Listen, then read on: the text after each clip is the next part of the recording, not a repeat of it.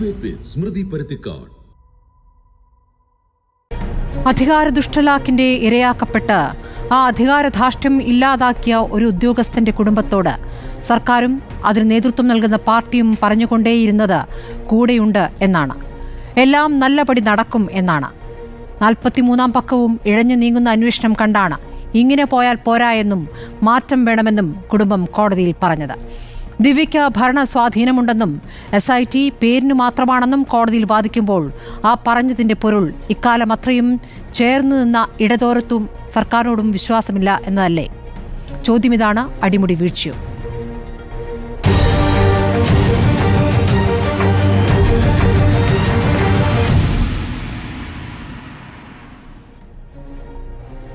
ചർച്ചയിൽ UDF-ൽ നിന്നും KK Rama MLA, ഇടത് നിരീക്ഷകൻ M ജയചന്ദ്രൻ, BJP-യിൽ നിന്നും അഡ്വക്കേറ്റ് KP പ്രകാശ് ബാബു, നവീൻ ബാബുവിൻ്റെ ബന്ധു അഡ്വക്കേറ്റ് അനിൽ P നായർ എന്നിവരാണ്. ആദ്യം നവീനിലേക്ക് പോകുന്നു. നവീൻ, ഇപ്പോൾ കുടുംബം കോടതിയിൽ ചെന്ന് പറയുന്നത് ഇത് കൊലപാതകമാണ് എന്ന് സംശയമുണ്ട് എന്നാണ്. കോടതി ഒന്ന് അത്ഭുതത്തോടു കൂടിയാണ് ചോദിക്കുന്നത്, ഇത് ആത്മഹത്യാ കേസല്ലേ എന്ന്. കോടതിയെ ഈ കാര്യങ്ങൾ, നിങ്ങൾ ഉന്നയിച്ച വിഷയങ്ങൾ കൃത്യമായി ബോധ്യപ്പെടുത്താനായിട്ടുണ്ടോ?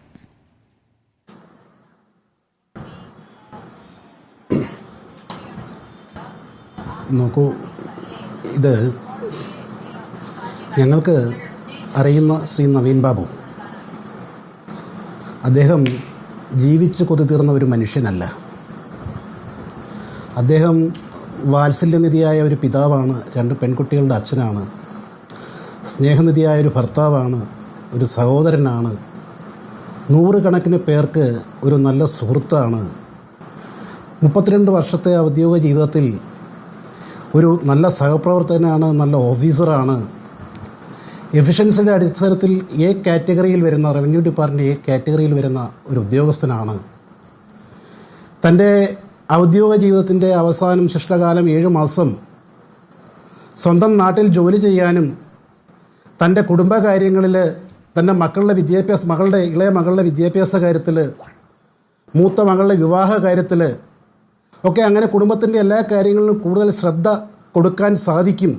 അതുകൊണ്ട് എനിക്ക് എൻ്റെ സ്വന്തം നാട്ടിലേക്ക്, ജന്മനാട്ടിലേക്ക്, ഹെഡ്ക്വാർട്ടേഴ്സിലേക്ക്, പത്തനംതിട്ടയിലേക്ക് ഒരു ട്രാൻസ്ഫർ കിട്ടണമെന്ന് ഇവിടുത്തെ എല്ലാ രാഷ്ട്രീയ പ്രസ്ഥാനങ്ങളോടും യൂണിയനുകളോടും ഒക്കെ അഭ്യർത്ഥിച്ച ഒരു വ്യക്തിയാണ്.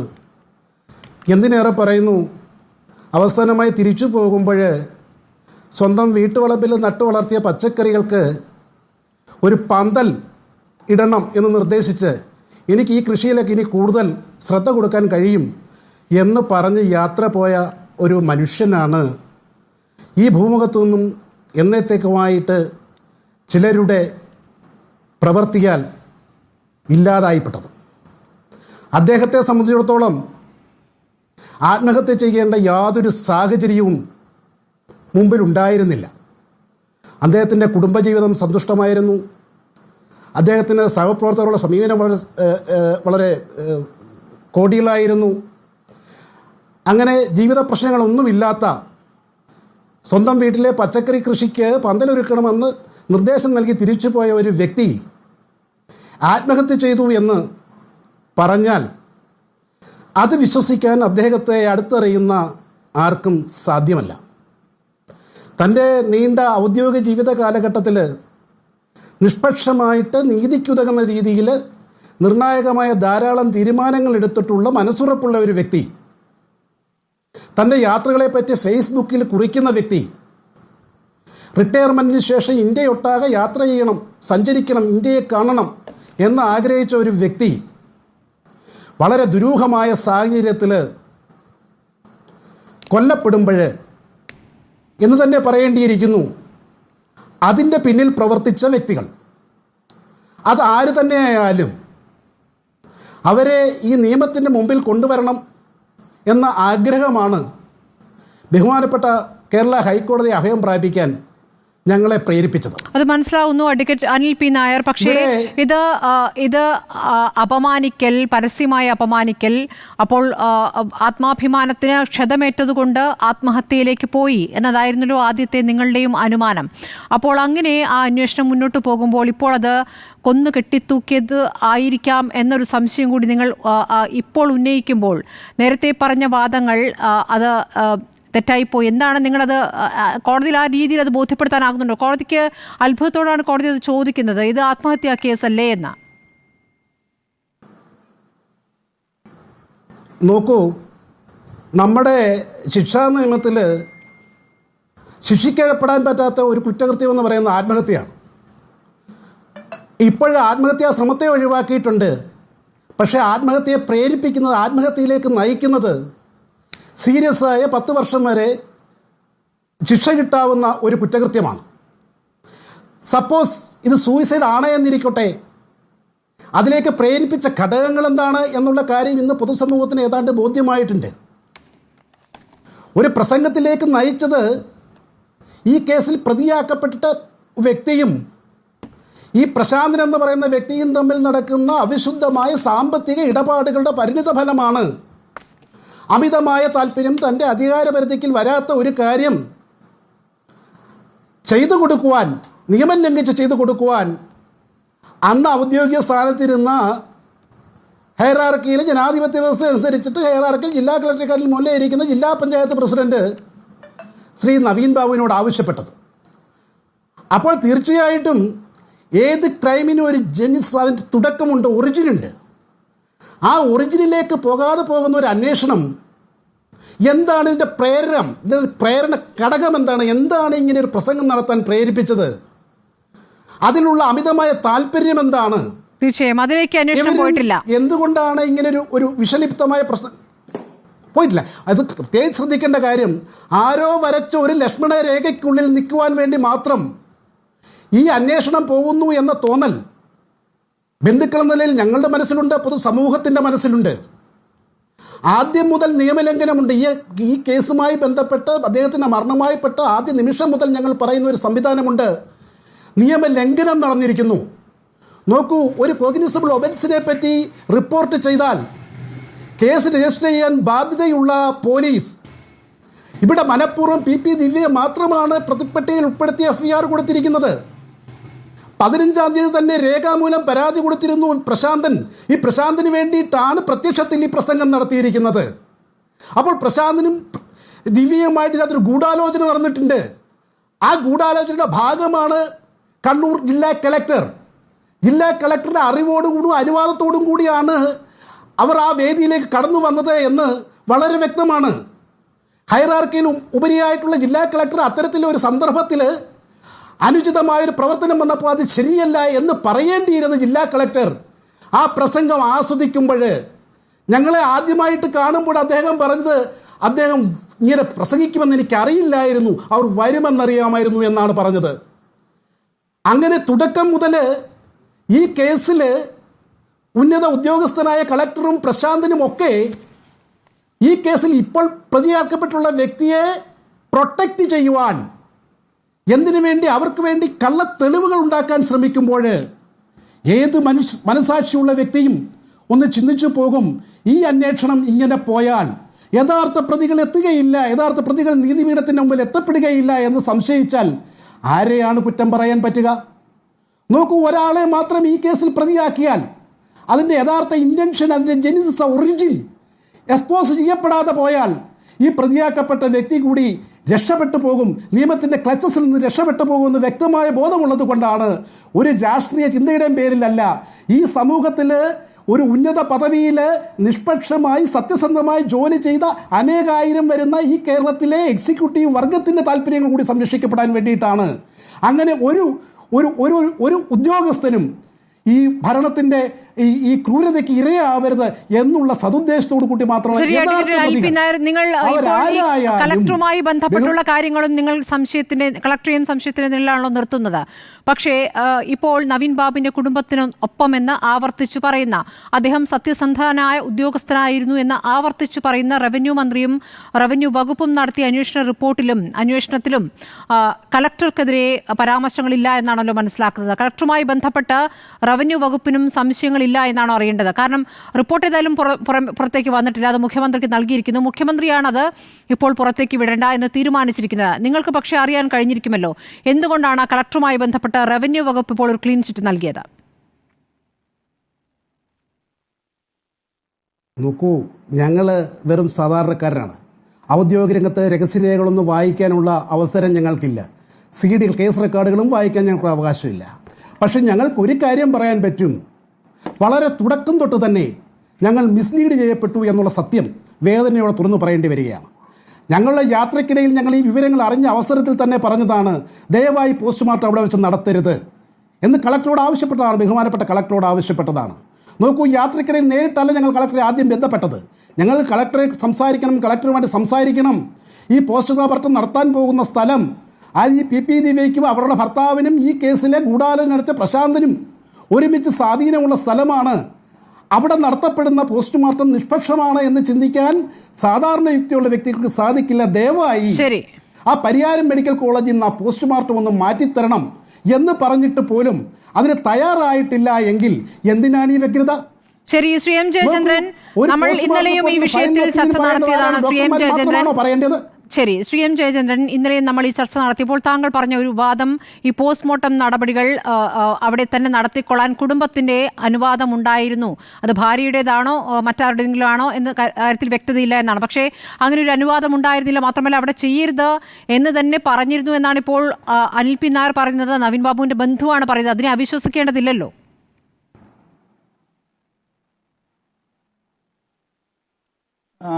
ഞാൻ അങ്ങനെയല്ല സ്മൃതി പറഞ്ഞത്.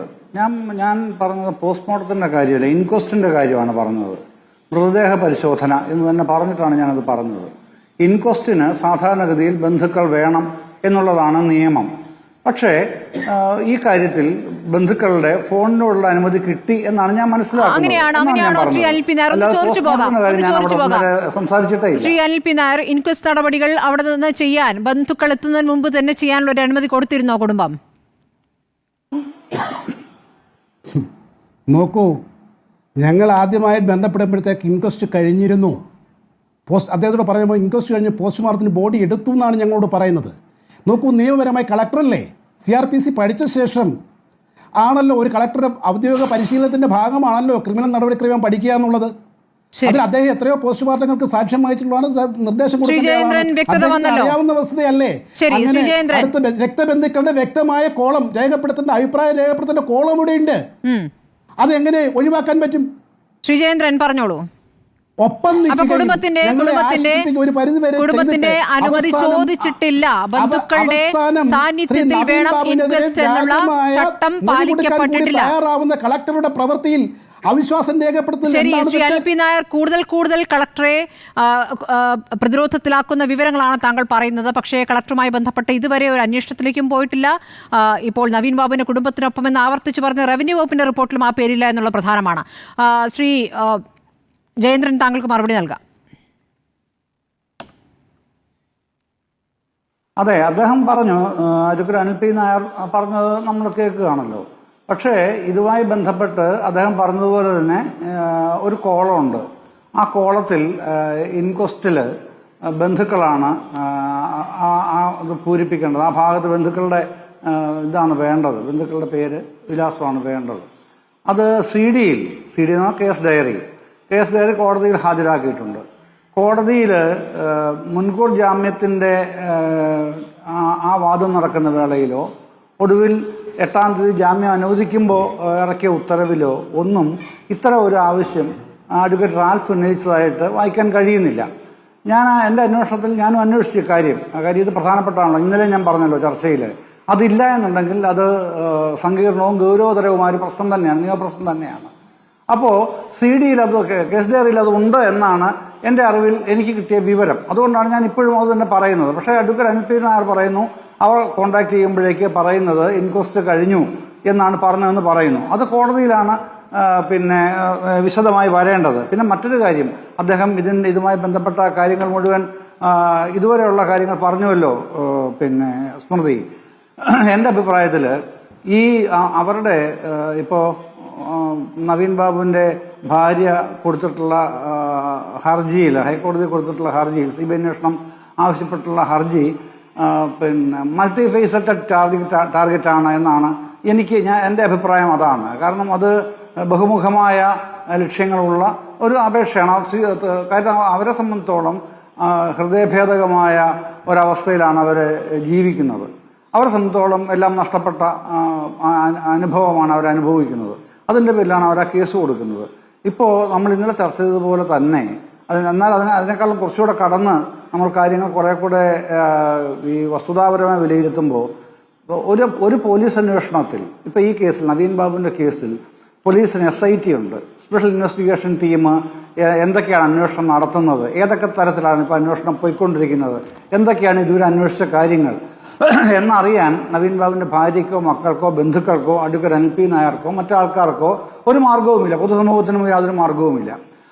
അപ്പോൾ അങ്ങനൊരു സാഹചര്യത്തിൽ പിന്നെ ചെയ്യാൻ കഴിയുന്നത് ഉയർന്ന കോടതിയിൽ, ഈ വിഷയവുമായി തലശ്ശേരി കോടതിയിലേക്ക് പോകാനും കഴിയില്ല. പിന്നെ ഉയർന്ന കോടതിയിൽ ഇതുമായി ബന്ധപ്പെട്ടൊരു പരാതി കൊടുക്കുക എന്നുള്ളത് തന്നെയാണ് നിയമപരമായി ചെയ്യാൻ കഴിയുന്ന ഏറ്റവും ശരിയായ വഴി. അവർ ആ വഴി ഉപയോഗിച്ചാൽ നമുക്ക് ഒരിക്കലും തെറ്റ് പറയാനോ കുറ്റം പറയാനോ കഴിയില്ല. അതിൽ ഒന്നും തെറ്റായി ഒന്നും ആരോപിക്കേണ്ട കാര്യവുമില്ല. കാരണം അവിടെ ചെല്ലുമ്പോഴാണ്, ഇപ്പോൾ ഇന്നലെ സംസാരിച്ചതാണല്ലോ, ഇന്ന് സംഭവിച്ചതും അതുതന്നെയാണെന്നാണ് എനിക്ക് കിട്ടിയ അറിവ്. കോടതി 10 ദിവസത്തെ ഒരു ഗ്യാപ്പ് ഇട്ടിട്ട് ഈ CD കേസ് ഡയറി ഹാജരാക്കണം, അന്വേഷണ ഉദ്യോഗസ്ഥന്റെ അഫിഡവിറ്റ് വേണം, ഇതാണ് പറഞ്ഞിരിക്കുന്നത്. CBIയുടെ അഭിപ്രായവും അറിയണം.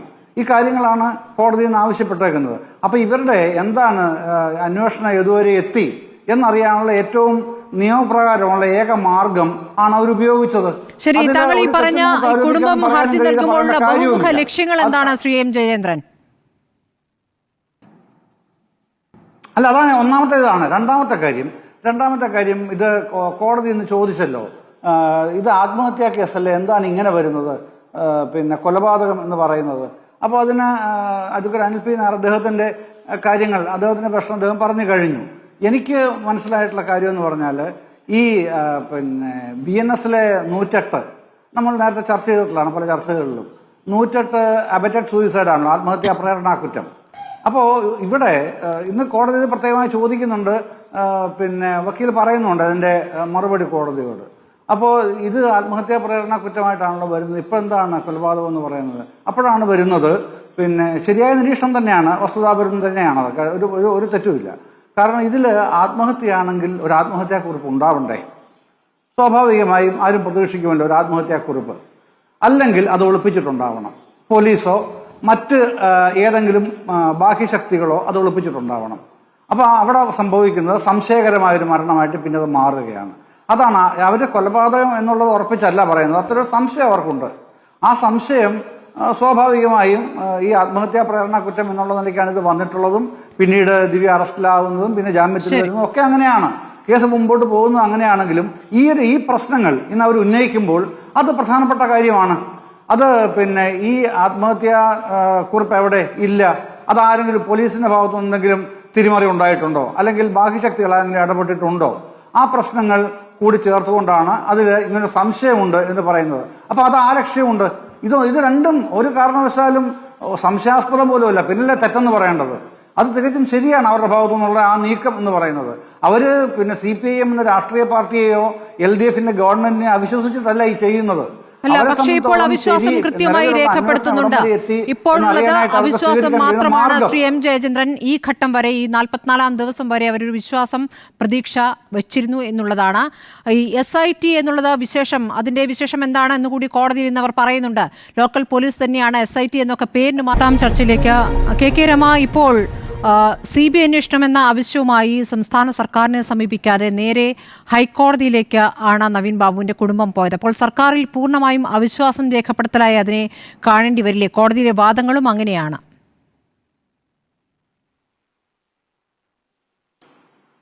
നോക്കൂ സ്മൃതി, ആദ്യം തന്നെ ഒരു തിരുത്ത്. ഞാൻ UDF പ്രതിനിധിയായിട്ടല്ല ഇവിടെ ഇരിക്കുന്നത്, ഞാൻ RMPIയുടെ പ്രതിനിധിയായിട്ട് തന്നെയാണ് ഇവിടെ ഇരിക്കുന്നത്. സ്മൃതി ചോദിച്ചത് സർക്കാരിൽ അവിശ്വാസമുള്ളത് കൊണ്ട് തന്നെയാണല്ലോ അവർ CBI അന്വേഷണം ആവശ്യപ്പെട്ടത്. CBI അന്വേഷണം ആവശ്യപ്പെട്ട് കോടതിയിൽ പോകാനുള്ള കാരണം സർക്കാരിൻ്റെ നിലവിലുള്ള അന്വേഷണത്തിൽ തൃപ്തിയില്ല എന്നുള്ളതും ആ അന്വേഷണം ശരിയായ വഴിയിലല്ല പോകുന്നത് എന്നുള്ള ഉത്തമ ബോധ്യത്തിൻ്റെ ഭാഗമായിട്ടാണല്ലോ. നോക്കൂ സ്മൃതി, 43 ദിവസം, ഏകദേശം 1.5 മാസം കഴിഞ്ഞ് ഈ സംഭവം കഴിഞ്ഞിട്ട് അതിനുശേഷമാണ് ഇവർ കോടതിയിലേക്ക് പോകുന്നത്. അതുവരെ ഒരുപക്ഷെ പോലീസിൻ്റെ അന്വേഷണം തൃപ്തികരമാണ്, അന്വേഷണം മുന്നോട്ട് പോകുന്നത് എന്ന നിലപാടായിരുന്നു നേരത്തെ കുടുംബം കൈക്കൊണ്ടത്. പക്ഷേ പിന്നീട് പരിശോധിച്ചപ്പോൾ അവർക്ക് മനസ്സിലായിട്ടുണ്ടാകും ഇത് ശരിയായ രൂപത്തിലല്ല ഈ അന്വേഷണം പോകുന്നത് എന്നുള്ളത്. നമുക്കത് പരിശോധിച്ചാൽ വളരെ കൃത്യമാണ് ഇതിനകത്തുള്ള ഓരോ കാര്യങ്ങളും. ഇത് നവീൻ ബാബുവിൻ്റെ ദുരൂഹമായ മരണം അതൊരു ആത്മഹത്യയല്ല, ഇതൊരു കൊലപാതകമാണ് എന്നതിനെ സംബന്ധിച്ച് ഞാനൊക്കെ തുടക്കം മുതൽ പറഞ്ഞുകൊണ്ടേയിരിക്കുന്ന ഒരാളാണ്. അന്നത്തെ ദിവസം, ആ മരണം നടന്ന ദിവസം ഒരുപക്ഷെ നവീൻ ബാബുവിൻ്റെ കുടുംബത്തിനെ ബന്ധപ്പെടാൻ വലിയ ശ്രമം നടത്തിയിരുന്നു. കാരണം ആ ബോഡി ദഹിപ്പിക്കരുത് എന്ന് പറയാൻ വേണ്ടിയിട്ട് അത്രമാത്രം സംശയം നമുക്കൊക്കെയുണ്ട് ആ കാര്യത്തിൽ അന്ന് മുതൽക്കേ. അത് ഒരു റിപ്പോർട്ട് പോസ്റ്റ്മോർട്ടോ മറ്റോ വേണമെങ്കിൽ നടക്കില്ലല്ലോ എന്നുള്ളത് കൊണ്ട് അതിനുള്ള ശ്രമമൊക്കെ നടന്നിരുന്നു. പക്ഷേ അത് കഴിഞ്ഞില്ല. കാരണം നേരത്തെ അഡ്വക്കേറ്റ് അനിൽ പി നായർ പറഞ്ഞതുപോലെ കുടുംബം മിസ്ലീഡ് ചെയ്യപ്പെട്ടിരുന്നു. അതിനുവേണ്ടിയാണ് പത്തനംതിട്ടയിലെ പാർട്ടി നിരന്തരം അവിടെ പോവുകയും മന്ത്രിമാരും എല്ലാവരും ആ കാര്യങ്ങൾ ഏറ്റെടുക്കുകയും ഇതൊരു ആത്മഹത്യയാക്കി മാറ്റാനുള്ള വ്യഗ്രത വളരെ കൃത്യമായിട്ട് അവരുടെയൊക്കെ ഭാഗത്തുനിന്ന് നാം കണ്ടതാണ്. ഈ ഇൻക്വസ്റ്റ് നടപടി, പോസ്റ്റ്മോർട്ടം നടപടി, ഇതൊന്നും അത്ര ലാഘവത്തോടു കൂടി കാണാനോ അത് എടുക്കാനോ നമുക്ക് സാധിക്കില്ല. സ്മൃതി ഇപ്പം വളരെ ഇതായിട്ട് പറഞ്ഞല്ലോ, പോസ്റ്റ്മോർട്ടം അങ്ങനെ ആയിരിക്കില്ല, കുടുംബം ആവശ്യപ്പെട്ടില്ല നേരത്തെ പറഞ്ഞു. ഇപ്പം അദ്ദേഹം വളരെ വ്യക്തമായിട്ട് പറഞ്ഞു പോസ്റ്റ്മോർട്ടം പരിയാരം മെഡിക്കൽ കോളേജിൽ നടത്തരുത് എന്ന് പറഞ്ഞിട്ടുണ്ടെന്ന്. അതിൻ്റെ മറ്റൊരു കാര്യം നോക്കൂ, അന്ന് ആത്മഹത്യ ആണ് എന്നും അല്ലെങ്കിൽ അദ്ദേഹം മരണപ്പെട്ട് കിടക്കുന്ന സമയത്ത് ആ സമയത്തെ വലിയ വിവാദങ്ങൾ വന്നിരുന്നു. തലേ ദിവസത്തെ പ്രസംഗവും അതിനുശേഷം ഉണ്ടായ കാര്യങ്ങളും അന്നു മുതൽക്കേ മീഡിയാസിലും രാവിലെ മുതൽക്ക് പ്രശ്നമാണ്, അദ്ദേഹത്തിൻ്റെ ബോഡി കണ്ടതു മുതൽക്ക്. അപ്പോൾ സാധാരണഗതിയിൽ ഒരു മരണം നടന്നു കഴിഞ്ഞാൽ അല്ലെ അതിനകത്തൊരു സംശയമുണ്ടെങ്കിൽ സാധാരണ ചെയ്യുക ഒരു പോസ്റ്റ്മോർട്ടം എന്ന് പറയുന്നത് അത് ഫോറൻസിക് സർജനാണ് നടത്തുക. അഡ്വക്കേറ്റ് നവീൻ ബാബുവിൻ്റെ ADM നവീൻ ബാബുവിൻ്റെ മൃതദേഹം ഫോറൻസിക് സർജനാണോ പോസ്റ്റ്മോർട്ടം നടത്തിയത് എന്ന കാര്യത്തിൽ ഒരു സംശയമുണ്ട്. അത് കുടുംബമാണ് വ്യക്തമാണ്. ഞാൻ മനസ്സിലാക്കിയിടത്തോളം അതൊരു പോലീസ് സർജനാണ് നടത്തിയത്. എന്തുകൊണ്ട് ഒരു ഫോറൻസിക്കിലേക്ക് അത് കൊണ്ടുപോയില്ല? പല തരത്തിലും നമ്മൾ ഹോസ്പിറ്റലിൽ അതിൽ വ്യക്തതയുണ്ടോ? ആരാണ് പോസ്റ്റ്മോർട്ടം നടത്തിയതെന്നിൽ? അതൊന്നുകൂടെ വ്യക്തമായി നോക്കേണ്ടി വരും. പക്ഷേ ഒരു കാര്യമുണ്ട്, അതിൽ സൂചിപ്പിക്കേണ്ട ഒരു കാര്യമുണ്ട്. ഇതിനകത്ത് കൺക്ലൂസീവായിട്ടൊരു ഒപ്പീനിയൻ പറഞ്ഞിരിക്കുകയാണ്. പക്ഷേ ഇൻറ്റേർണൽ ഓർഗൻസ് ഒന്നും ഫോർ എവസലിലേക്ക് പോയിക്കാനായിട്ട് സാമ്പിൾ എടുത്തിട്ടില്ല. അത് ഏത് കാരണത്തിലും ഒരു മരണത്തെ സംബന്ധിച്ചിടത്തോളം ഈ അന്തിമ റിപ്പോർട്ട് ഫോറൻസിക് ലാബിൻ്റെ റിപ്പോർട്ടിന് ശേഷം പ്രഖ്യാപിക്കുന്നതാണ് ഉചിതം. സാധാരണഗതി റിസർവ് ചെയ്യുകയാണ് പതിവ്. ഈ കേസിലൊരു അസ്വാഭാവികത എനിക്ക് തോന്നിയത്, സ്വാഭാവികമായിട്ടും ഇത്തരം ഒരു ദുരൂഹമായ മരണത്തിൽ ആന്തര അവയവങ്ങൾ ഫോറൻസിക് ലാബിൽ അയക്കാമായിരുന്നു. പക്ഷേ അങ്ങനെ ഒരു നടപടി സ്വീകരിക്കാതെ പെട്ടെന്ന് ഒരു കൺക്ലൂസീവായിട്ട് ഇതൊരു സൂയിസൈഡ് ആണ് എന്നൊരു ഒപ്പീനിയൻ എഴുതി ചേർക്കാൻ അത് പാടില്ലാത്ത. ഇതുകൊണ്ട് തന്നെയാണ് ഞങ്ങൾ ആദ്യമേ പറഞ്ഞത് പരിയാരത്ത് ഈ പോസ്റ്റ്മോർട്ടം നടത്തരുത് എന്ന്. ശരി ശരി ശ്രീമതി രമ തുടർന്നോളൂ. സ്വാഭാവികമായിട്ടും ചെയ്യാവുന്ന കാര്യമല്ലേ? ശരി രമ തുടരാം. അതെ സ്മൃതി, അതാണ് ഇതിനകത്തുള്ളൊരു പ്രധാന പോയിൻ്റായിട്ട് ഞാൻ ഉന്നയിക്കുന്നത്. കാരണം നമ്മളൊക്കെ നിരവധി ഇതുപോലെയുള്ള നാട്ടിലൊക്കെ മരണങ്ങൾ ഉണ്ടാകുമ്പോൾ ഞങ്ങൾ വടകര ഗവൺമെൻറ് ആശുപത്രി അവിടേക്ക് മൃതദേഹം കൊണ്ടുപോകുമ്പോൾ എന്തെങ്കിലും ഒരു ചെറിയ സംശയം തോന്നിയിട്ടുണ്ടെങ്കിൽ അവിടെ നടത്തില്ല പോസ്റ്റ്മോർട്ടം, ഉടനെ കോഴിക്കോട് മെഡിക്കൽ കോളേജിലേക്ക് റെഫർ ചെയ്യും. കാരണം ഫോറൻസിക് സർജൻ വേണമെന്നുള്ളത് നടത്താൻ ഒരു തരത്തിലും പോലീസോ ഡോക്ടർമാരോ തയ്യാറാവില്ല.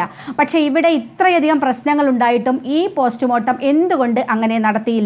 അല്ലെങ്കിൽ അദ്ദേഹം പറഞ്ഞതുപോലെ അതിനെ ഫോറൻസിക് ലാബിലേക്ക് കൊടുത്തയച്ചില്ല. എന്തുകൊണ്ട് ഇത് നടത്തിയില്ല എന്നുള്ളത് അത് തന്നെ സംശയമുണ്ടാക്കുന്ന, ഇതൊരു സാധാരണ മരണമല്ല എന്നുള്ളത് നമുക്ക് കൃത്യമായി ബോധ്യപ്പെടുന്ന ഒരു സംഗതിയാണത്. അത് ഇൻക്വസ്റ്റ് ബന്ധുക്കൾ വരുന്നതിന് വേണ്ടി എന്തിനാണ് തിടുക്കം? അതുവരെ മോർച്ചറിയിൽ സൂക്ഷിക്കാം, ബന്ധുക്കൾ വരുന്നത് വരെ വയ്ക്കാം. അന്ന് തന്നെ അവിടെ പ്രശ്നമുണ്ടായി. അവിടുത്തെ ഒരു വാർഡ് മെമ്പർ ഇൻക്വസ്റ്റ് നടക്കുന്ന സ്ഥലത്തേക്ക് പറഞ്ഞു, അതിനുപോലും പോലീസ് തയ്യാറായില്ല. വലിയ ബഹളമുണ്ടാക്കി, പ്രശ്നമുണ്ടാക്കിയതിന് ശേഷം ശേഷം മാത്രമാണ് അവിടെ കോൺഗ്രസ് പ്രവർത്തകരെ ഉൾപ്പെടെ അവിടേക്ക് കടത്തിവിട്ടത് എന്നുള്ളത് നമുക്കറിയാം. അപ്പം വളരെ അടിമുടി ദുരൂഹമാണ് ഈ മരണം എന്നതിനെ സംബന്ധിച്ച്. മുനീശ്വരൻ കോവിലിൻ്റെ മുന്നിൽ അദ്ദേഹം പോയി എന്ന് പറയുന്നു. അവിടുത്തെ CCTV എന്തുകൊണ്ട് പരിശോധിച്ചില്ല? അതിനുശേഷം ഒരു നെറേഷൻ ഉണ്ടാക്കി. റെയിൽവേ സ്റ്റേഷനിൽ അദ്ദേഹം അസ്വാഭാവികമായിട്ട് നടക്കുന്നത് കണ്ടു, റെയിൽവേ ട്രാക്കിൽ കൂടി നടക്കുന്നത് കണ്ട് എന്നൊരു കഥയുണ്ടാക്കി. പക്ഷേ പോലീസ് RPF പറയുന്നത് അവിടുത്തെ CCTVയിൽ അങ്ങനെയൊന്നും ഇല്ല എന്നുള്ളത്. ഇങ്ങനെ ചില കഥകൾ ഉണ്ടാക്കാൻ നോക്കി. കുടുംബത്തിന്റെ ഹർജിയിൽ ഫോൺ യാത്രയപ്പ് ചടങ്ങിന് ശേഷം ചിലർ നവീൻ ബാബുവിനെ കാണാൻ വന്നിട്ടുണ്ട് എന്ന കാര്യങ്ങൾ അടക്കമുണ്ട്.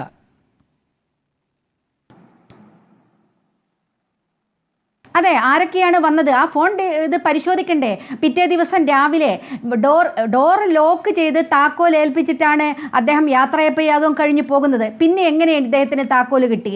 എങ്ങനെ അവിടേക്ക് കയറിപ്പോയി? എന്തുകൊണ്ട് വാതിൽ തുറന്നിട്ടു? വാതിൽ തുറന്നിട്ട് പിറ്റേ ദിവസം ഡ്രൈവർ ഷംസുദ്ദീൻ വന്നിട്ട് ഷംസുദ്ദീൻ എന്താ അകത്ത് കയറി നോക്കാൻ തോന്നാതിരുന്നത്?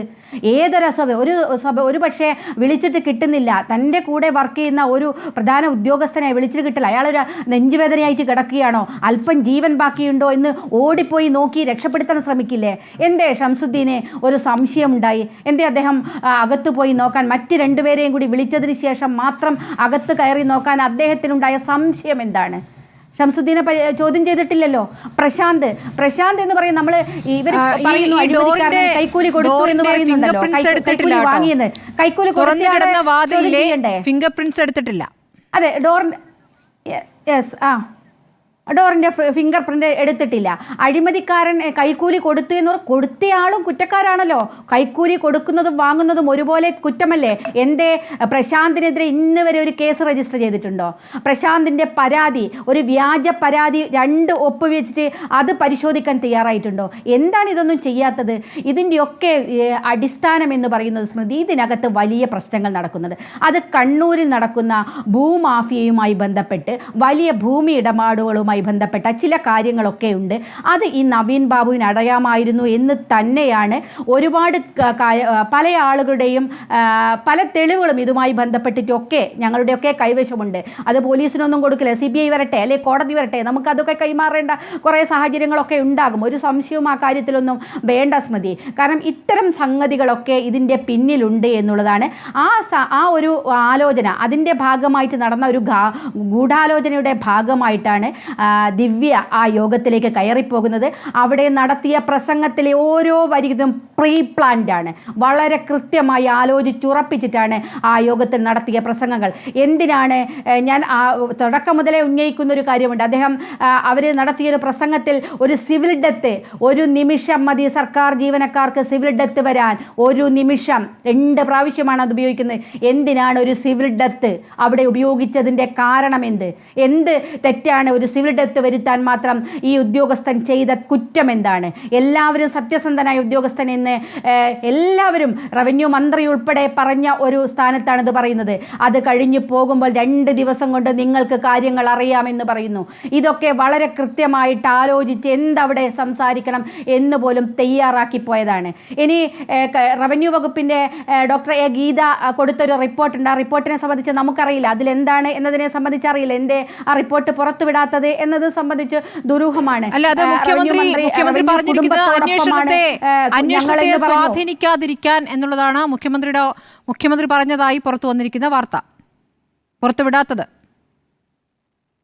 ഏതന്വേഷണം? SIT എന്ന് പറയുന്നത് കളക്ടറുടെ താഴെയിലുള്ള ഒരു CI ആണ് ഇത് ആദ്യം അന്വേഷിച്ചത്. ഈ DGP എന്ന് പറയുന്ന ആൾ എന്തിനാണ് ഈ DGP ഒക്കെ ആ കസേരയിൽ ഇരിക്കുന്നത് എന്ന് മനസ്സിലായില്ല എനിക്ക്.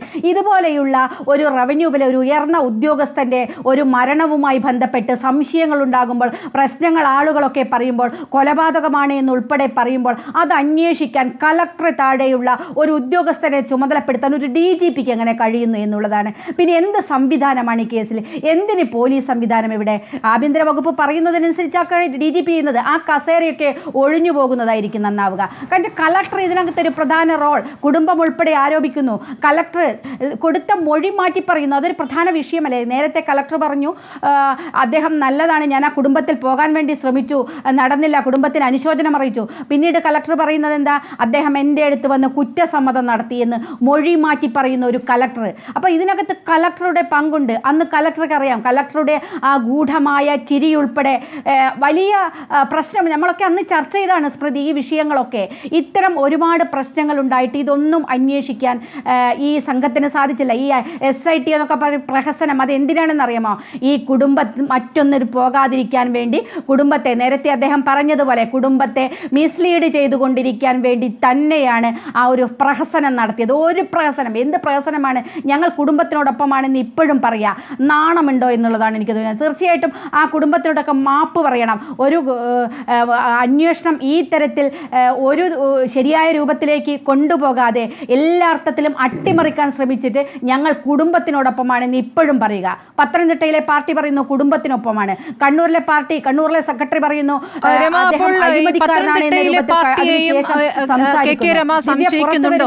പത്തനംതിട്ടയിലെ പാർട്ടിയും സംശയിക്കുന്നുണ്ടോ? കുടുംബത്തിന് അങ്ങനെ ഒരു സംശയം ഇതുവരെയും ഇല്ലായിരുന്നു. അവർക്കൊപ്പം തന്നെയാണ് നിന്നിട്ടുള്ളത്. പരസ്യ പ്രതികരണത്തിൽ PP ദിവ്യ രാഷ്ട്രീയത്തിലേ പാടില്ല എന്നൊരു അഭിപ്രായം പരസ്യമായി പറഞ്ഞിട്ടുണ്ട് പത്തനംതിട്ടയിലെ നേതൃത്വം. അല്ല, അങ്ങനെ ഒരു പത്തനംതിട്ടയിലെ പാർട്ടിക്ക് ഒരു നിലപാട്, കണ്ണൂരിലെ പാർട്ടിക്ക് ഒരു നിലപാട് എന്ന് പറഞ്ഞ CPM-ന് ഒരു നിലപാടുണ്ടാവില്ലല്ലോ. പത്തനംതിട്ടയിലെ പാർട്ടിയെ നിയന്ത്രിക്കുന്നത് CPM-ന്റെ സംസ്ഥാന കമ്മിറ്റിയാണല്ലോ, സംസ്ഥാന സെക്രട്ടറിയാണല്ലോ. അപ്പോൾ തീർച്ചയായിട്ടും അവർ തമ്മിൽ കമ്മ്യൂണിക്കേഷൻ ഇല്ലാതിരിക്കുമോ? പത്തനംതിട്ടയിലെ പാർട്ടി വേറൊരു നിലപാടെടുത്ത് പോകാൻ സാധിക്കുമോ? പത്തനംതിട്ടയിലെ പാർട്ടിക്കും കണ്ണൂരിലെ പാർട്ടിക്കും ഒക്കെ ഒരേ നിലപാട് തന്നെയാണ്. പക്ഷേ കുടുംബം മറ്റൊരു തരത്തിലേക്ക് നീങ്ങാതിരിക്കാൻ വേണ്ടി നിങ്ങളോടൊപ്പം ഞങ്ങളുണ്ട് എന്ന് അവരെ ബോധ്യപ്പെടുത്താൻ വേണ്ടിയുള്ള ചില തന്ത്രങ്ങളാണ് പത്തനംതിട്ടയിലെ പാർട്ടിയും നടത്തിക്കൊണ്ടിരിക്കുന്നത് എന്ന് തന്നെയാണ് ഞാൻ പറയുക. അല്ലെങ്കിൽ അവരിപ്പോൾ വളരെ കൃത്യമായിട്ട് പറയണം. ഇന്ന് ഗോവിന്ദൻ മാഷ് CBI അന്വേഷണം വേണ്ട, അതിൻ്റെ ആവശ്യമില്ല, ഇത് അന്വേഷണം നല്ല രൂപത്തിലാണ് പോകുന്നത് എന്ന് ഗോവിന്ദൻ മാഷ് പറഞ്ഞിട്ടുണ്ടല്ലോ. അങ്ങനെയാണെങ്കിൽ കുടുംബത്തിനോടൊപ്പമാണ് എന്ന് പറഞ്ഞ പത്തനംതിട്ടയിലെ പാർട്ടി പറയാൻ തയ്യാറുണ്ടോ? അന്വേഷണം ശരിയായ രൂപത്തിലല്ല, കുടുംബത്തിനോടൊപ്പം ഞങ്ങൾ നിൽക്കുന്നു, CBI അന്വേഷണം വേണം എന്ന് പറയാൻ പത്തനംതിട്ടയിലെ പാർട്ടി ഇപ്പോൾ തയ്യാറാകുമോ? അങ്ങനെയാണെങ്കിൽ നമുക്കത് സമ്മതിക്കാം. രണ്ടും രണ്ട് നിലപാടാണെന്ന് അത് പറയട്ടെ, പത്തനംതിട്ടയിൽ പാർട്ടി പറയട്ടെ. ഞങ്ങൾ ഇനി CBI കൂട്ടിലടച്ച തത്തയോ കൂട്ടിലടക്കാത്ത തത്തയോ ഏതെങ്കിലും തത്തയാവട്ടെ, ആ തത്ത ആവശ്യപ്പെട്ടിട്ടുണ്ടല്ലോ, കുടുംബം ആവശ്യപ്പെട്ടിട്ടുണ്ടല്ലോ ഞങ്ങൾക്ക് ഒരു അന്വേഷണം വേണമെന്നുള്ളത്. അപ്പോൾ കുടുംബത്തിനോടൊപ്പമാണെങ്കിൽ ആ കുടുംബം പറയുന്ന ആവശ്യത്തിന് കൂടെ നിൽക്കണ്ടേ? ആ കൂടെ നിൽക്കുന്നോ എന്നുള്ളത് അറിയണം നമുക്ക്. അങ്ങനെയാണെങ്കിൽ നമുക്ക് പറയാം. ഇതൊക്കെ തീർച്ചയായിട്ടും അദ്ദേഹത്തെ പറയും കുടുംബം മറ്റൊരു തരത്തിലേക്ക് പോവാതിരിക്കാൻ. കാരണം ഇത് അന്വേഷണം പോയി കഴിഞ്ഞാൽ ഇത് ഇവിടെയൊന്നും അവസാനിക്കില്ല, അത് മറ്റ് പല തലത്തിലേക്കും അതെത്തും. അതൊരു പക്ഷേ AKG സെൻറ്ററിലേക്ക് വരെ എത്തും എന്ന് അറിയാവുന്ന ആളുകൾ തന്നെയാണ് ഈ കേസ് ഇത് മുന്നോട്ട് കൊണ്ടുവരുന്നത്. നല്ല രൂപത്തിലാണ് അന്വേഷണം നടക്കുന്നത് എന്ന് ഈ കുടുംബത്തെ പാർട്ടി സെക്രട്ടറി പറയുന്നു. പക്ഷേ സർക്കാർ അങ്ങനെ ഒരു നിലപാടെടുക്കാൻ പറ്റുമോ KK രമ? ഇപ്പോൾ കോടതി സർക്കാർ നിലപാട് ചോദിച്ചിരിക്കുകയാണ്. 8-ാം തീയതി ആ നിലപാട് അറിയിക്കണം. അപ്പോൾ CBI വേണ്ട എന്ന് സർക്കാരിന് പറയാൻ പറ്റുമോ? അപ്പോൾ എന്തൊക്കെയോ മറയ്ക്കുന്നു എന്നുള്ളത് ഒന്നുകൂടി വ്യക്തമാകില്ലേ?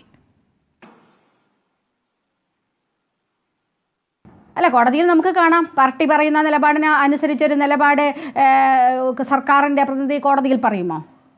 അങ്ങനെയൊന്നും സംഭവിക്കില്ല. നിങ്ങൾക്കൊക്കെ എനിക്ക് ആ വിശ്വാസമേ ഇല്ല. പക്ഷേ കുടുംബത്തിനൊപ്പമാണെന്നാണല്ലോ ആവർത്തിച്ചു പറയുന്നത്. അത്തരത്തിലൊരു എന്നാണല്ലോ ആവർത്തിച്ചു പറയുന്നത്. അല്ല, അത് ആവർത്തിച്ച് പറയുന്നതിൻ്റെ കാരണം ഇവർ മറ്റൊരു അന്വേഷണത്തിലേക്ക് നീങ്ങരുത്, ഈ അന്വേഷണത്തിൽ തൃപ്തിപ്പെട്ട് ഇത് ശരിയാണ് എന്ന് വിശ്വസിച്ച് നിൽക്കാൻ വേണ്ടിയാണ് ഇതുവരെ പറഞ്ഞത് എന്നാണ് ഞാൻ പറയുന്നത്. അതിനപ്പുറത്തേക്ക് ഇവർ നീങ്ങരുത് എന്നുള്ളത് കൊണ്ട് മാത്രമാണ് കുടുംബത്തിനോടൊപ്പം ഇപ്പോഴും പറയുന്നത്. ഇനി ആ നിലപാട് പറയുമെന്നുള്ള വിശ്വാസം എനിക്കില്ല. അതാണ് ഞാൻ പറഞ്ഞത്. അങ്ങനെ കുടുംബത്തിനോടൊപ്പം ആണ് എന്ന് ഇപ്പോഴും പറയുന്നുണ്ടെങ്കിൽ അവർ പറയണം കുടുംബം പറഞ്ഞ അന്വേഷണം നടത്തണം, ആ അന്വേഷണം നടത്താൻ വേണ്ടിയിട്ടാണ് ഞങ്ങൾ നിൽക്കുന്നത് എന്നാണ് അവർ പറയേണ്ടത്. ശരി, SIT അന്വേഷണ റിപ്പോർട്ട് സമർപ്പിക്കുന്നത് തടയണം എന്ന് കൂടി ഇന്ന് കുടുംബം കോടതിയിൽ ആവശ്യപ്പെട്ടിരുന്നു. പക്ഷേ അത് അന്വേഷണം അവർ നടത്തട്ടെ, അങ്ങനെ വന്നാലും കോടതി കാര്യങ്ങൾ പരിഗണിക്കുമല്ലോ, CBI അന്വേഷണം എന്ന ആവശ്യം നിരാകരിക്കുന്നില്ലല്ലോ എന്ന രൂപത്തിലാണ് കോടതി ഇന്ന് പ്രതികരിച്ചത്. അതെന്തിൻ്റെ സൂചനകളാണ് എന്ന് കൂടി മനസ്സിലാക്കേണ്ടതുണ്ട്. ഇനി എത്താം അഡ്വക്കേറ്റ് KP പ്രകാശ് ബാബു. നേരത്തെ കണ്ണൂരിലെ BJP ഈ മരണവുമായി ബന്ധപ്പെട്ട് നവീൻ ബാബുവിൻ്റെ മരണവുമായി ബന്ധപ്പെട്ട് സംശയങ്ങൾ ആദ്യം തന്നെ ഉന്നയിച്ചിരുന്നതാണ്. ഇന്നിപ്പോൾ K സുരേന്ദ്രൻ നവീൻ ബാബുവിൻ്റെ കുടുംബത്തെ കാണുകയും ചെയ്തിരിക്കുന്നു. CBI അന്വേഷണം എന്ന ആവശ്യം അവർ കുടുംബം മുന്നോട്ട് വയ്ക്കുമ്പോൾ അത് കൂട്ടിലടച്ച തത്തയെ അന്വേഷിക്കാൻ ഏൽപ്പിക്കേണ്ടതില്ല എന്ന CPM സംസ്ഥാന സെക്രട്ടറി പറയുകയും ചെയ്യുന്നു. എങ്ങനെ കാണുന്നു BJP ഇതിനെ?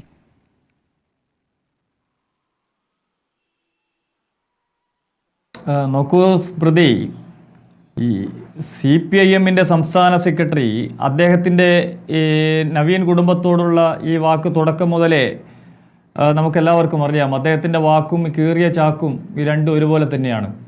നോക്കൂ നിങ്ങൾ സ്മൃതി, കഴിഞ്ഞ 44 ദിവസം സംസ്ഥാന ഗവൺമെൻറ്റും CPIM എന്ന് പറയുന്ന പാർട്ടിയും നവീൻ ബാബുവിൻ്റെ കുടുംബത്തോട് കൊടും ചതിയല്ലേ, വിശ്വാസവഞ്ചനയല്ലേ കാണിച്ചിട്ടുള്ളത്? 33 ദിവസത്തെ SIT അന്വേഷണത്തിൽ എന്തെങ്കിലും ഒരു പുരോഗതി കേരളത്തിൻ്റെ പൊതുസമൂഹത്തിൽ ഇവർക്ക് കാണിക്കാൻ വേണ്ടി സാധിക്കുമോ? ആദ്യത്തെ 11 ദിവസമുള്ള SHOയുടെ അന്വേഷണം നമ്മൾ വിശദമായിട്ട് ചർച്ച ചെയ്തിട്ടുള്ളതാണ്. ഞങ്ങൾ പലപ്പോഴും 15ാമത്തെ ദിവസം തന്നെ എനിക്ക് ഓർമ്മയുണ്ട്, അന്ന് ചർച്ചയിൽ ഞങ്ങൾ പാർട്ടിയുടെ ഒരു നിലപാട് പറഞ്ഞിരുന്നു. ഇത് വളരെ ദുരൂഹമായിട്ടുള്ള ഒരു മരണമാണ്, ഇത് കൊലപാതകമാണെന്ന് സംശയിച്ചാൽ തെറ്റില്ല എന്ന് പറഞ്ഞപ്പോൾ ഞങ്ങളോട് പലരും പറഞ്ഞിട്ടുള്ളത്, നിങ്ങളെന്തിനാ കുടുംബത്തിന് പോലും ഇല്ലാത്ത അപസർപ്പകത കഥ എങ്ങനെ മെനിയുന്നത് എന്ന് ചോദിച്ചത് ഇപ്പോൾ ഞാൻ ഓർമ്മിക്കുകയാണ്. ഇപ്പോഴും ഞങ്ങൾ ആവർത്തിച്ച് പറയുന്നു, തനിക്ക് ആഗ്രഹമില്ലാത്തൊരു യാത്രയയപ്പ് യോഗം നിർബന്ധിച്ച് നടത്തി അവിടെ നിന്ന് ക്വാർട്ടേഴ്സിൻ്റെ താക്കോൽ കൊടുത്തത് മുതൽ പോസ്റ്റ്മോർട്ടം വരെയുള്ള കാലഘട്ടത്തിലുള്ള ഒരു അന്വേഷണവും തുടർന്ന് അങ്ങോട്ട് പ്രാഥമികമായിട്ട് നടത്തിയിട്ടുള്ള അന്വേഷണങ്ങൾ, അത് കലക്ടറുടെ പങ്കാകട്ടെ, കത്താകട്ടെ, വ്യാജ സാക്ഷികളെ കൊണ്ടുവന്നതാകട്ടെ, ഇതെല്ലാം തന്നെ വളരെ കൃത്യമായി നടന്നിരുന്നുവെങ്കിൽ സ്മൃതി, കണ്ണൂരിൽ വലിയൊരു ഉപജാപക സംഘം തന്നെ ഇപ്പോൾ ജയിലറക്കുള്ളിലാകുമായിരുന്നു. വളരെ സമർത്ഥമായി ഇവിടെ വഞ്ചിക്കപ്പെട്ടു. നോക്കൂ നിങ്ങൾ, സാധാരണ നമ്മളൊരു ആത്മഹത്യ, ഞാനതിൽ കൂടുതലായിട്ട് പോകുന്നില്ല, ഒരു ആത്മഹത്യ എന്നൊക്കെ പറയുമ്പോൾ ഞങ്ങളൊക്കെ ഇതുവരെ കണ്ടതിൽ ബഹുഭൂരിപക്ഷവും വാതിൽ അടച്ചിട്ട് ഡോറ് പൂട്ടിയിട്ടൊക്കെ ആത്മഹത്യ ചെയ്യുന്നത്. അതാ ഞങ്ങൾ തുടക്കത്തിൽ ഇത് കൊലപാതകമാണ്, അങ്ങനെ കൊലപാതകം ചെയ്താലും അത് സംശയിക്കുമെന്ന് പറയാനുള്ള കുറേ ഉദാഹരണങ്ങളുണ്ട്, ഡസൻ കണക്കിന് ഉദാഹരണം ഞാനിവിടെ പറഞ്ഞുതരാം. കണ്ണൂരിൽ ഈ പല പാർട്ടി പ്രതിരോധത്തിലാകുന്ന പല ഘട്ടങ്ങളിലും ചിലരെ കെട്ടി തൂക്കി അത് അവസാനം സമാനതകളില്ലാത്ത ആരോപണം ഈ പാർട്ടി കണ്ണൂരിൽ നേരിട്ടിട്ടുണ്ട്. ചില ഉദ്യോഗസ്ഥരെ വെച്ച് അന്വേഷണം നടത്തി ഇത് ചില മാനസികമായിട്ടുള്ള സമ്മർദ്ദം കൊണ്ട് ആത്മഹത്യ ചെയ്തതാണെന്ന് വരുത്തി തീർത്ത ഒരു 5-6 കേസുകൾ ഞാനിപ്പോൾ പറഞ്ഞു തരാം. ഞാൻ അതിലേക്ക് ഞാൻ പോകുന്നില്ല. രണ്ടാമതൊന്ന് സ്മൃതി, ഇതിൽ ബാക്കി കാര്യങ്ങളൊക്കെ സൂചിപ്പിച്ചു. ഇവിടെ കലക്ടറുടെ നിലപാട് ഞങ്ങൾ തുടക്കം മുതൽ പറഞ്ഞല്ലോ, ഈ കലക്ടർ എന്ന് പറയുന്നത് IAS ഉദ്യോഗസ്ഥരിൽ ഒരു കറുത്ത കുത്താണ്. അദ്ദേഹം ഈ കേസിലെടുത്ത നിലപാടുകൾ 3 ഘട്ടങ്ങളിൽ 3 വ്യത്യസ്ത നിലപാടെടുത്തു. ഞാൻ അദ്ദേഹത്തിൻ്റെ 18-ാം തീയതിയുള്ള ആ കത്തൊന്ന് വായിച്ചു നോക്കി. ആ കത്തിൽ അദ്ദേഹം പറഞ്ഞത് സ്മൃതി, വളരെ വ്യക്തമായിട്ട് അദ്ദേഹം പറയുകയാണ്, കാര്യക്ഷമത, സഹാനുഭൂതി, എല്ലാം വിശ്വസിച്ച് ഏൽപ്പിക്കാവുന്ന ആൾ, നികത്താനാവാത്ത നഷ്ടബോധം, എൻ്റെ ചുറ്റും ഇരുട്ട് മാത്രമാണ്. ഇങ്ങനെ 18-ാം തീയതി ഒരു കത്ത് എഴുതി അത് കുടുംബത്തിന് കൊടുത്ത് ലാൻഡ് റവന്യൂ ഡയറക്ടറുടെ ജോയിൻറ്റ് ഡയറക്ടർക്ക് IAS ഗീതയ്ക്കുടെ മുന്നിലും കൊടുത്ത മൊഴി അതും നമുക്ക് മുന്നിൽ വന്നു. എങ്ങനെയാണ് 19-ാം തീയതി കഴിഞ്ഞ് 20-ാം തീയതി ഇദ്ദേഹം പറയുകയാണ് തെറ്റുപറ്റി എന്ന് പറഞ്ഞിട്ടുണ്ട്. മാത്രമല്ല അദ്ദേഹം അന്ന് പറഞ്ഞ ഒരു കാര്യം ഞാൻ എടുത്തു പറയാം, മരണത്തെക്കുറിച്ച് ഇനിയും വ്യക്തത ഉണ്ടായിട്ടില്ല, ഇനിയും ചിലത് പുറത്തു വരാനുണ്ട്. 18 വരെ കുടുംബത്തോടൊപ്പം നിന്ന് കുടുംബത്തിൻ്റെ കണ്ണീരിൻ്റെ കഥ പറഞ്ഞ ഇദ്ദേഹം 19-ാം തീയതി ഇദ്ദേഹം ബഹുമാനപ്പെട്ട കേരളത്തിൻ്റെ മുഖ്യമന്ത്രിയുമായി പിണറായിയിലെ വീട്ടിൽ 3/4 മണിക്കൂർ ചർച്ച ചെയ്തിട്ടില്ലേ? ഇദ്ദേഹത്തിൻ്റെ ഈ പങ്ക് തുടക്കം മുതലേ, അതാണല്ലോ ഇവിടെ എല്ലാവരും പറയുന്ന ഒരു കാര്യം, ഏറ്റവും തുടക്കം മുതൽ ആ ക്വാർട്ടേഴ്സ് വിട്ടത് മുതൽ ഈ മലബാർ എക്സ്പ്രസ് ഈ കണ്ണൂരിൽ വരുന്നതിന് 3 മണിക്കൂർ മുമ്പേ റെയിൽവേ സ്റ്റേഷനിൽ എത്തി എന്ന് പറയുന്ന ഇദ്ദേഹം പിന്നെ എവിടെ പോയി? ഇത് മുനീശ്വരൻ കോവിൽ മുതൽ തുടർന്ന് അങ്ങോട്ടുള്ള എല്ലാ CCTV ക്യാമറകൾ, ഇതൊക്കെയല്ലേ തുടക്കത്തിൽ അന്വേഷണ വിധേയമാക്കേണ്ടത്? ഇങ്ങനെ ഒന്നും പോകാതെ ഇദ്ദേഹത്തിൻ്റെ കുടുംബം, നവീൻ ബാബുവിൻ്റെ കുടുംബം പറഞ്ഞു, സ്മൃതി 15-ന് ഞങ്ങളൊരു പരാതി കൊടുത്തു, ആ പരാതി വെച്ച് അടയിരുന്നില്ല, അതിന്മേൽ എന്തെങ്കിലും അന്വേഷണം നടത്തിയോ? 14-ന് വിജിലൻസ് ഓഫീസിൽ പോയി എന്നൊരു വ്യാജ കഥ പറഞ്ഞില്ലേ? ഇനി പോട്ടെ, ആർക്കായിരുന്നു ഈ കുടുംബാംഗങ്ങൾ വരുന്നതിന് മുമ്പ് ഈ പോസ്റ്റ്മോർട്ടവും ഇൻക്വസ്റ്റ് നടത്താൻ ഇത്ര ധൃതി? ആര് പറഞ്ഞിട്ടായി നടത്തിയത്? ആരുടെ സാന്നിധ്യത്തിലാണ് ഇത് നടത്തിയിട്ടുള്ളത്? ഞങ്ങളുടെ നേതാക്കളെയൊക്കെ അന്ന് അവിടെ നിന്ന് അടിച്ച് പുറത്താക്കിയത് ഞാൻ ഇപ്പോഴും ഓർമ്മിക്കുകയാണ്. ഞങ്ങൾ ഒരു കാര്യമേ പറഞ്ഞുള്ളൂ, ഈ പ്രതി എന്ന ആരോപണ വിധേയനായിട്ടുള്ളവരും ദിവ്യയുടെ ഭർത്താവും ജോലി ചെയ്യുന്ന ആശുപത്രിയാണ്, അത് ബയാസ്ഡ് ആണ്, അവിടെ നടത്താൻ വേണ്ടി പറയില്ലെന്ന് പറയുമ്പോൾ പോലീസ് ഉദ്യോഗസ്ഥർ കാണിച്ചാൽ ആത്മാർത്ഥതയുണ്ടല്ലോ ആ ആരോപണം പറഞ്ഞവരെ പുറത്താക്കാൻ. ഇങ്ങനെ ഓരോ ഘട്ടങ്ങളിലും വളരെ സമർത്ഥമായിട്ട് ഈ കേസിനെ അട്ടിമറിക്കാനുള്ള ഒരു പരിശ്രമം നടത്തി ഈ 44 ദിവസം ഈ കുടുംബത്തെ നക്കിക്കൊല്ലുകയായിരുന്നു എന്ന് പറഞ്ഞാൽ എന്താ തെറ്റ്? എന്തേ ആരും ഈ 19 മുതൽ ഇദ്ദേഹത്തിൻ്റെ മാനസിക നിലയിൽ വന്ന മാറ്റത്തെക്കുറിച്ച് ചർച്ച ചെയ്യാത്തത്?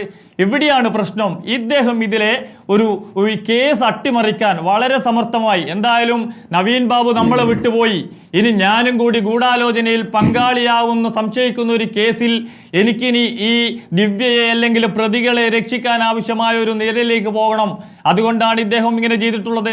ഞാൻ ചോദിച്ചോട്ടെ ഒറ്റ കാര്യം കൂടി, 2 മിനിറ്റ് കൂടി സ്മൃതി.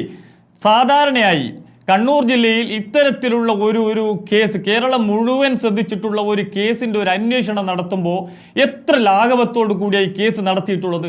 പ്രാഥമികമായിട്ട് ഇവിടെ സൂചിപ്പിച്ചതുപോലെ ഗൂഢാലോചന പറഞ്ഞു. ആ ഗൂഢാലോചനയിലേക്ക് വിരൽ ചൂണ്ടുന്ന എന്തെങ്കിലും ഒരു തെളിവ് ഇവർ കണ്ടെടുത്തിട്ടുണ്ടോ? ഞാൻ കഴിഞ്ഞ ദിവസം മനസ്സിലാക്കിയിട്ടുള്ളത് ഇതിലെ പ്രഥമ തെളിവെന്ന് പറയുന്നത് ദിവ്യ ക്ഷണിച്ചു കൂട്ടിക്കൊണ്ടുവന്ന ആ ക്യാമറാമാനും ക്യാമറയുമാണ്.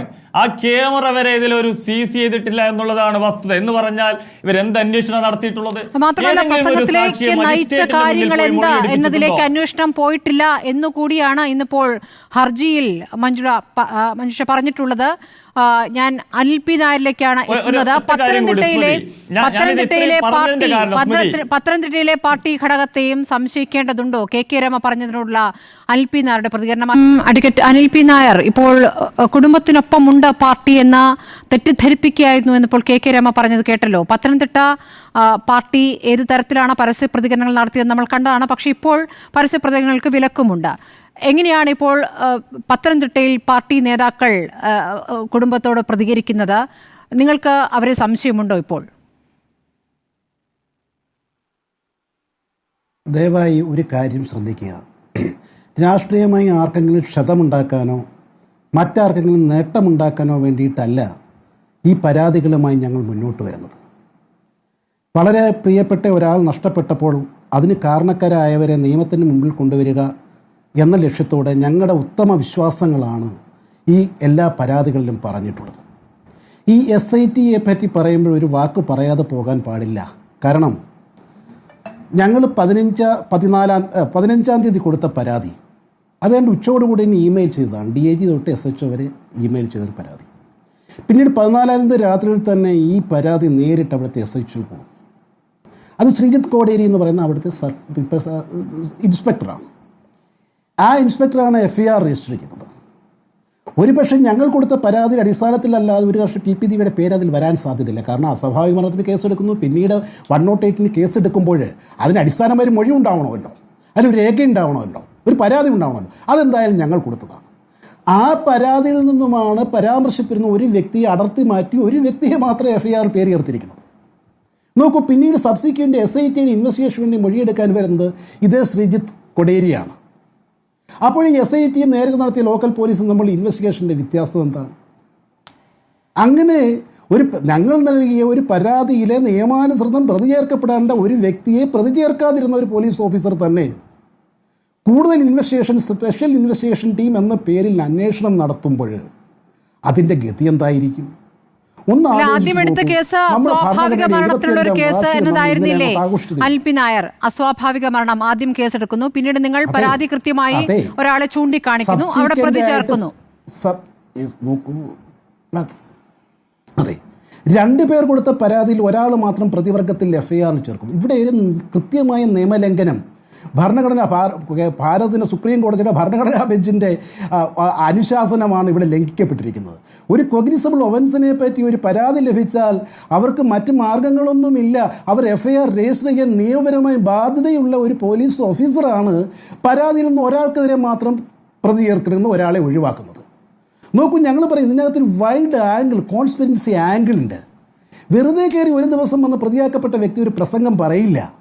കാരണം അവരുടെ അധികാര പരിധിയിൽ വരുന്ന ഒരു കാര്യത്തെപ്പറ്റി അല്ല അവർ ആവശ്യപ്പെടുന്നത്. പെട്രോൾ പമ്പ് എന്ന് പറയുന്നത് ജില്ലാ പഞ്ചായത്തിൻ്റെ പരിധിയിൽ വരുന്നൊരു സംവിധാനമല്ല. ഈ പ്രശാന്തിനെ വളരെ വ്യക്തമായിട്ട് PP ദിവ്യയ്ക്ക് അറിയാം. PP ദിവ്യയുടെ ഭർത്താവിനോടൊപ്പം ജോലി ചെയ്യുന്ന വ്യക്തിയാണ്. അവർക്ക് വേണ്ടിയിട്ടാണ് നിയമവിരുദ്ധമായി വളവും തിരിവും ഉള്ളിടത്ത് ഒരു NOC കൊടുക്കാൻ ആവശ്യപ്പെടുന്നത്. എന്താണ് ആ പാവം നവീൻ ബാബു ആവശ്യപ്പെട്ടത്? നോക്കൂ, ടൗൺ പ്ലാനിൻ്റെ റിപ്പോർട്ടിൽ അത് ചെയ്യാൻ പറ്റില്ല. ആ പ്രീ റിക്വസിസ്റ്റാണ്, അത് കിട്ടട്ടെ. അത് കിട്ടി 6 ദിവസത്തിന് ആർക്കും വർക്കിംഗ് ഡേയിലുള്ള ആ മനുഷ്യൻ ഇത് കൊടുത്തു. പിന്നെ എന്തിനാണ് അദ്ദേഹത്തോട് വൈരാഗ്യം? ഈ മരിച്ച ശേഷവും എന്തിനാണ് അദ്ദേഹത്തെ കള്ളനാക്കാൻ ശ്രമിക്കുന്നത്? അപ്പോൾ ഇവിടെ ആരാണ് ഈ ശരിയായ രീതിയിലല്ലാതെ വെൽത്ത് സമ്പാദിക്കുവാൻ അല്ലെങ്കിൽ ഒരു അഴിമതിയിലൂടെ മറ്റു മാർഗങ്ങളിലൂടെ ഈ ധനസമ്പാദനത്തിന് ശ്രമിച്ചത് കുടിവെള്ള പദ്ധതി അല്ലല്ലോ. എന്താണ് ഈ പ്രശാന്തൻ്റെ സോഴ്സ്? അപ്പോൾ ഇതെല്ലാം അറിയാവുന്ന ദിവ്യ എന്തുകൊണ്ട് ചെയ്യപ്പെട്ടു? അതുകൊണ്ടാണ് ഈ കേസിൻ്റെ ഒറിജിനിലേക്ക്, ഇതിൻ്റെ ജെനസിസിലേക്ക് പോകണമെന്ന് ഞങ്ങൾ പറഞ്ഞു. അല്ല എങ്കിൽ പി ദിവ്യയുടെ ഇൻറ്റൻഷൻ തന്നെ വാനിഷ്ഡായി പോകും. അവർ സിവിൽ ബൗളറൊന്നും അല്ല കറപ്ഷനെതിരെയുള്ളത്. അവരുടെ ചെറിയ കാലം കൊണ്ട് നേടിയ വെൽത്ത് എന്താണെന്ന് അന്വേഷിക്കണ്ടേ? ശരി, ശ്രീ അനിൽ പി നായർ സംശയം തീർക്കാൻ വേണ്ടി ചോദിക്കുന്നതാണ്, വേറെ അർത്ഥത്തിൽ എടുക്കരുത്. ഇപ്പോൾ ഈ പ്രശാന്തിനെ പ്രതി ചേർക്കുന്നില്ല എന്നടക്കമുള്ള കാര്യങ്ങൾ ഈ SHO ഈ SIT-യിലുമുണ്ട് എന്നുള്ള കാര്യങ്ങൾ നിങ്ങൾക്ക് അറിയാമല്ലോ, നിങ്ങൾ ആ കാര്യങ്ങളൊക്കെ അറിയുന്നുണ്ട്. പക്ഷേ ഇപ്പോൾ ഈ CBI അന്വേഷണം എന്ന ആവശ്യത്തിലേക്ക് അല്ലെങ്കിൽ SIT-യുടെ അന്വേഷണം ശരിയായ ദിശയിലല്ല എന്നൊരു പരസ്യ പ്രതികരണത്തിലേക്ക് എത്താൻ അല്പം വൈകിയോ? അല്ല, നോക്കൂ, ഞങ്ങൾ എപ്പോഴും പ്രത്യാശയോടെ തന്നെ കാത്തിരിക്കുകയാണ്. ഞങ്ങൾക്ക് രാഷ്ട്രീയ ലക്ഷ്യങ്ങളൊന്നുമേ ഇല്ല. കാരണം ആര് തന്നെ ആയാലും ഒരു സിവിൽ സർവൻറ്റിനും ഇങ്ങനെ ഒരു അവസ്ഥ ഉണ്ടാവരുത്. അവർ രാഷ്ട്രീയക്കാരുടെ അടിമയായി ഭീഷണിക്ക് വഴങ്ങി ജോലി ചെയ്യാനുള്ളവരല്ല. ഇൻ്റഗ്രിറ്റിയോടെ ജീവിക്കാനുള്ള അവകാശം, ഞാനെന്താ പറഞ്ഞത്, ആർട്ടിക്കിൾ 21 ജീവിക്കാനുള്ള അവകാശം വെറുതെ മൃഗത്തെ പോലെ ജീവിക്കാനല്ല, പൂർണ്ണമായ വ്യക്തിത്വത്തോടെ, വ്യക്തി സ്വാതന്ത്ര്യത്തോടെ, ഇൻ്റഗ്രിറ്റിയോടെ ജീവിക്കാനുള്ള അവകാശമാണ് ശ്രീ നവീൻ ബാബുവിന് നഷ്ടപ്പെട്ടിരിക്കുന്നത്, അദ്ദേഹത്തിൻ്റെ കുടുംബത്തിന് നഷ്ടപ്പെട്ടിരിക്കുന്നത്. ആ ജീവിക്കാനുള്ള അവകാശം നഷ്ടപ്പെട്ടവരുടെ നിലവിളി മാത്രമാണ് ഞങ്ങളുടെ പെറ്റീഷനിലുള്ളത്. ഞങ്ങൾ ഈ ഭരണഘടന അവകാശപ്പെടുന്ന, അനുശാസിക്കുന്ന ഒരു നിയമപരമായ സംരക്ഷണം മാത്രമാണ് അവകാശപ്പെടുന്നത്. ഞങ്ങൾക്ക് ഭരണമില്ല, അധികാരമില്ല. പക്ഷേ ഒരു കുറ്റവാളിയും അധികാരത്തിൻ്റെ തണലിൽ രക്ഷപ്പെടരുത് എന്ന പ്രാർത്ഥനയുണ്ട്. അതിലേക്ക് അത് ഹോമിസൈഡായാലും സൂയിസൈഡായാലും അതിന് വഴിതെളിച്ചവർ, അതിന് കോൺസ്പിരസി നടത്തിയവർ, അതിന് കുടപിടിച്ചവർ, അതിന് സഹായിച്ചവർ, പിന്നീട് മരണശേഷവും അവഹേളിക്കാൻ വ്യാജ തെളിവുകൾ ഉണ്ടാക്കാൻ ശ്രമിച്ചവരുൾപ്പെടെ ഈ കേസിലെ പ്രതിവർഗത്തിൽ വരേണ്ടവരാണ്, ഉൾപ്പെട്ടവരാണ്. അവരെ ബഹുമാനപ്പെട്ട കോടതിയുടെ മുമ്പിൽ എത്തിക്കണം എന്നൊരു ആഗ്രഹം മാത്രമേ ഞങ്ങൾക്കുള്ളൂ.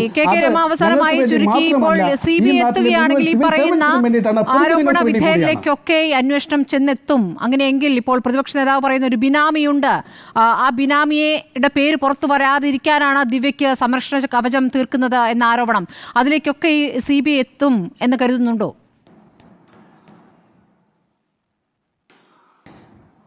അതാണ് അന്വേഷണം എത്തണമെന്നാണ് നമ്മളൊക്കെ ആഗ്രഹിക്കുന്നത്. ശരി, ശ്രീ അനിൽ പി നായർ, ഒന്ന് KK രമയിലേക്ക്.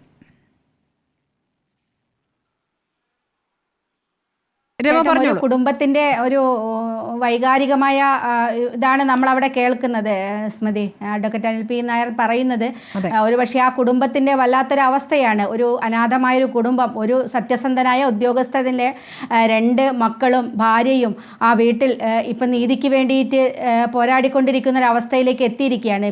ജീവിതം മുഴുവൻ ആ താറുമാറായ ഒരവസ്ഥയിൽ, നഷ്ടപ്പെട്ട ഒരവസ്ഥയിലാണ് അദ്ദേഹത്തിൻ്റെ ആ പ്രതികരണം വരുന്നത്.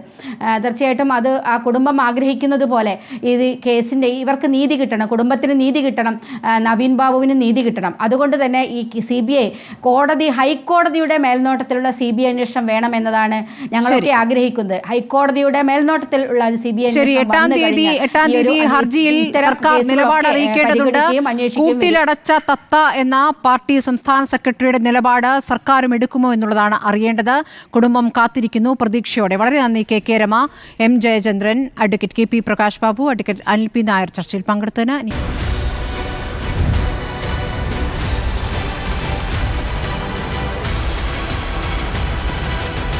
ഡിബേറ്റ് വിത്ത് സ്മൃതി പരുത്തിക്കാട്.